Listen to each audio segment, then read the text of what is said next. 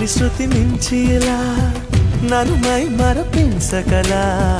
తడబడి తల వంచిలా తలపును అని చేస్తే ఎలా మరేం చెయ్యనే నీతో ఎలా వేగనే నన్ను దాటి వెళ్ళలేవు నిన్ను నువ్వు దాచలేవు ఏమి చెయ్యనయ్యో రామా ఉన్న మాట చెప్ప నీవు ఊరుకుంటే ఒప్పుకోవు ఇంకెలాగే సత్యభామా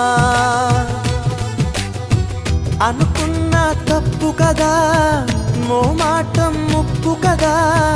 మనసైతే ఉంది కదా మన మాటే వినదు కదా పంతం మానుకో